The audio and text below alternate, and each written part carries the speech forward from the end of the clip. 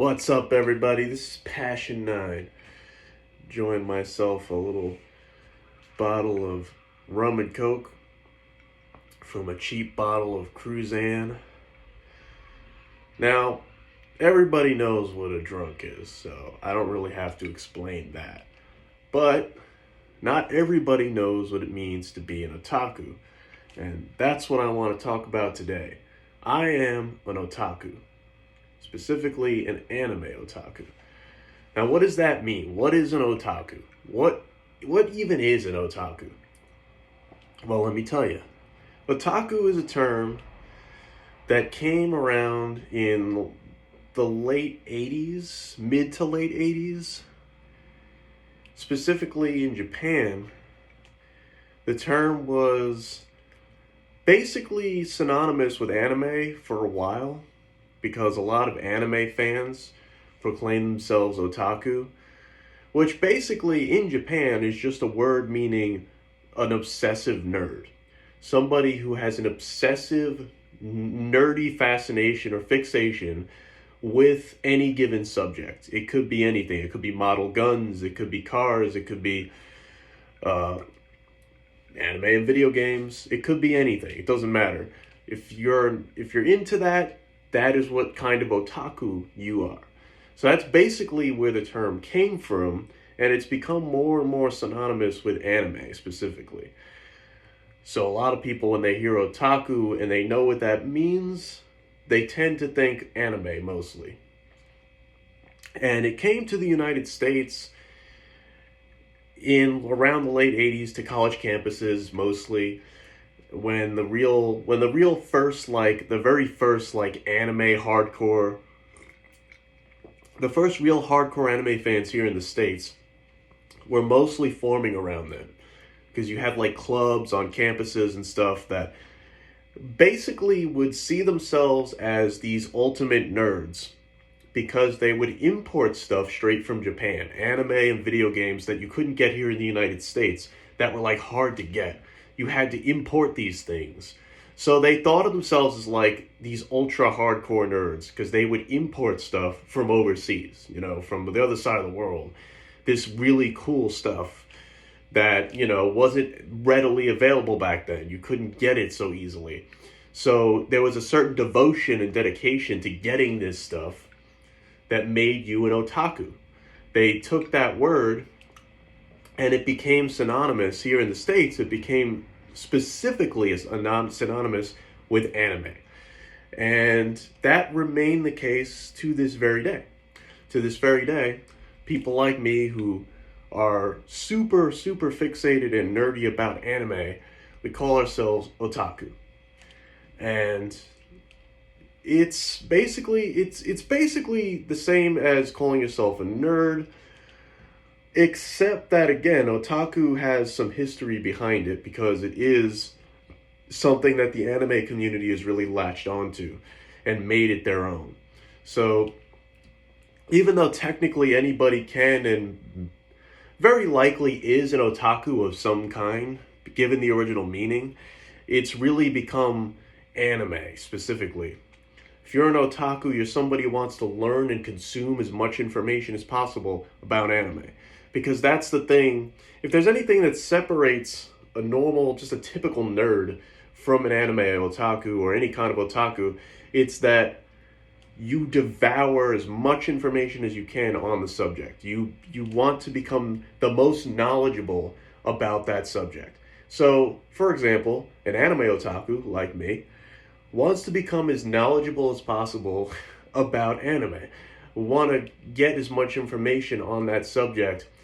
Not just be a fan of it, not just buy DVDs or buy stuff or merchandise.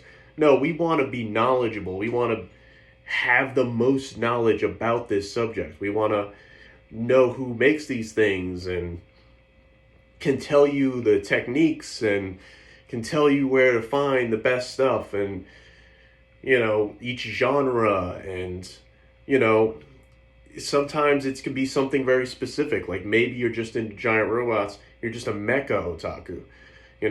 Maybe it's more science fiction stuff, or maybe Maybe you're just a figurine collector and you're just obsessed with figurines. Maybe you're a figurine otaku. But in the case of anime, that's it. You just want to know as much about that subject as you possibly can. And then if somebody comes to you and says, hey, you know, what's the best I can get from this genre or whatever, you know, and you can tell them exactly what to look for and what to find. And I feel like that's something I've become. I've become an anime otaku.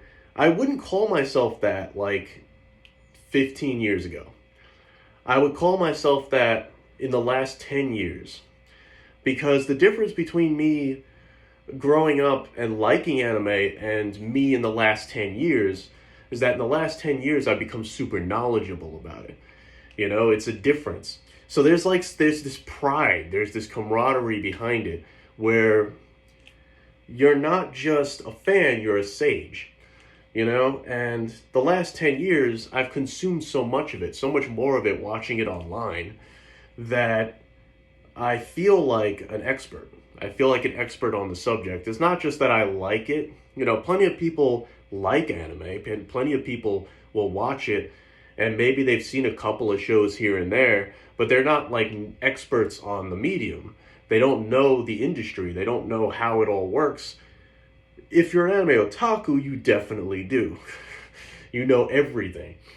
And it's this constant quest for knowledge. We keep trying to learn more and get as much as we can, and we learn from each other and, you know, go to other otakus who maybe have even more knowledge than you, and you want to learn from them. And, you know, it's just like any other knowledge base. It's just like any other thing you can become an expert in. But in this case, it's something relating to pop culture. It's something you want to be the most knowledgeable guy about this entertainment, this art. And it's something, again, I when I was growing up, you know, I'd watch it on Toonami. I'd occasionally rent something from a video store or something if I saw it there. I didn't necessarily know the studio behind it. I didn't necessarily know the director, the writers. I didn't necessarily know what year it came out. I was just like, this looks cool. I like this stuff. But I couldn't articulate or tell you entirely what goes into it, you know?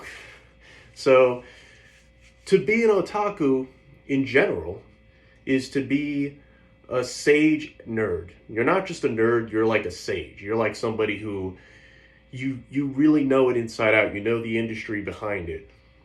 You're not just a fan of the art, you know the art. You know what I mean?